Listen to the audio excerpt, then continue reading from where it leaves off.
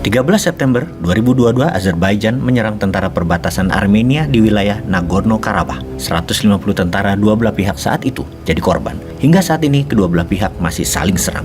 Ada apa? Apakah ada hubungannya dengan gas dari Caspian Sea, Laut Kaspia ke Eropa sedang dimainkan oleh Rusia? Sahabat, kita awali informasi kali ini dengan sebuah berita tentang Azerbaijan versus Armenia. Yang mana sahabat pasti bertanya, kenapa sih Bosman mesti menerangkan negara-negara yang tidak dikenal oleh banyak sahabat demi mengajari cara cerdas bernegara? Ini karena seorang Bosman mangkal dengan pemujaan atas siapa pejabat dalam 20 tahun terakhir. Tepatnya dalam 25 tahun terakhir, termasuk politisinya yang terbukti tidak membuat Indonesia menjadi negara superpower saat ini. Apalagi kalau masih dia lagi di tahun 2024. Nggak tahu lagi, Indonesia mau dibawa kemana negaranya. Pastinya akan terus jadi negara mediocre.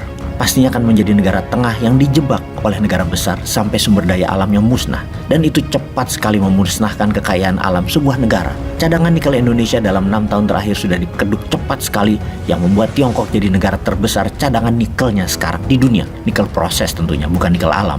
Kasih satu periode lagi, musnah sudah cadangan nikel Indonesia itu, dan tetap saja utang Indonesia 6.700 triliun tidak lunas. Jadi siapa yang diuntungkan dengan disedotnya sumber daya alam nikel tersebut? Ada yang bisa jawab? Jadi kalau kita hanya melihat negara itu hanya Indonesia, hanya politik yang ada sekarang ini, hanya melihat dia saja di media, maka dipastikan kacamata kuda yang rakyat miliki tidak bisa melihat apa-apa lagi selain mereka. Video narasi Bosman itu mengajarkan, menginformasikan hal di luar Indonesia agar sahabat jadi cemburu untuk memiliki pemimpin seperti apa Indonesia terbaiknya pilihannya nanti, agar jadi marah dan merubah pandangan dan sikap diri untuk menjadi maju dan ambil alih kendali negara oleh kalian para generasi muda ini. Capek sama yang tua-tua, bahkan Bosman ini nggak usah dipakai, pakai idenya saja, itu juga kalau dibutuhkan. Intinya harus berubah. Jadi sekarang kita jelaskan tentang Nagorno-Karabakh sebagai kacamata Indonesia belajar untuk menjadi global player nantinya. Rusia perang di Ukraina adalah untuk menahan laju NATO dan menahan laju Euro dan menahan laju dolar ke wilayah timur Eropa hingga Rusia. NATO, Euro, dan dolar bagi Rusia adalah nation threat, ancaman bernegara. Ketika negara perbatasan Rusia, Ukraina, mendaftarkan dirinya mau menjadi anggota NATO, maka that's it. Rusia masuk menyerbu untuk menaklukkan dan mengambil Ukraina terlebih dahulu daripada diambil NATO setelah mendapatkan persetujuan dari negara sekutunya, yaitu kamratnya, negara Tiongkok. Ukraina bertahan dengan dukungan negara NATO dan Amerika. Rusia di ranah Ukraina, perang militer. Di ranah Eropa, perang energi dan perang ekonomi. Demi Uni Eropa stop, tidak lagi mendukung Ukraina dan tidak memberikan amunisi kepada Ukraina. Gazprom, perusahaan milik Rusia yang mendistribusikan 65% gas ke Uni Eropa, sudah membatasi pendistribusiannya tinggal 50%-nya pada saat ini. Eropa blingsatan menghidupkan kembali power plant tenaga batubaranya juga tenaga minyak bumi BBM-nya. Namun banyak yang memang tidak punya keduanya, hanya bergantung pada Rusia negaranya akan gas dan BBM. Mereka negara-negara Eropa tersebut kebingungan.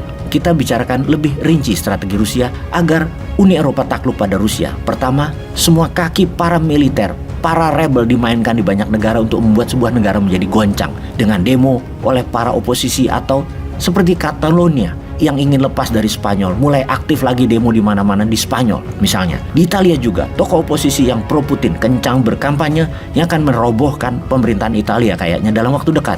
Matteo Salvini, juga Giorgia Meloni terus kencang, dia adalah oposisi dan mulai menunjukkan keberhasilannya, yaitu Italia melepas sanksi ke Rusia, menantang NATO demi gas Rusia di musim dingin ini masuk ke Italia. Uni Eropa terbelah opininya sekarang. Kemudian negara Bulgaria, Rusia bermain cantik dengan mengoyak pemerintahan Kirill Petrov, ditumbangkan 2 bulan yang lalu oleh mosi tidak percaya di parlemen yang didukung demo besar di Bulgaria, diganti dengan Galap Donev yang pro-Putin. Pemilihan umum diadakan nanti Oktober 2022, sebentar lagi, dapat dipastikan mensahkan kekuatan Galap Donev ini yang saat ini hanya menjabat sementara. Namun langkah Donev melawan NATO itu jauh hari sudah digaungkan dan akan melepas sanksi Rusia agar juga mendapatkan gas dari Rusia sudah dilakukan.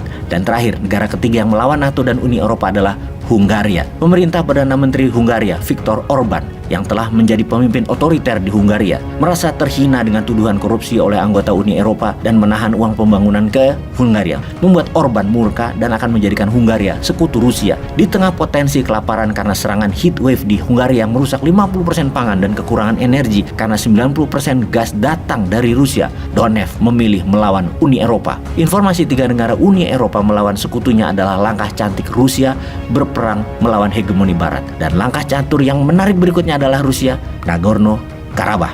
Azerbaijan yang 97% penduduknya muslim adalah dikawal ketat Turki, sementara Armenia yang Kristen Ortodok sama dengan Rusia dikawal Rusia. Tentara Rusia di dua negara ini lebih dari 5.000 personel sebagai pengawal perdamaian, dan kedua negara ini dilewati oleh pipa gas dari negara Asia Tengah, dari Kazakhstan, Turkmenistan, dan Uzbekistan, di mana gasnya saat ini dengan gejolak perang Azerbaijan-Armenia akan mengganggu gas negara-negara Eropa yang pipanya melalui dasar seabed Laut Hitam.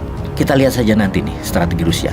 Kedua bekas negara Uni Soviet itu diapit oleh Turki, Georgia, Rusia, dan Iran. Memang bukan wilayah strategis Eropa, namun buat Eropa ketar-ketir juga kalau perang berkepanjangan. Sahabat, semoga ke depan kita mendapatkan pemimpin kelas dunia ya. Dengan informasi seperti ini, setidaknya kita mikir milih mana nantinya.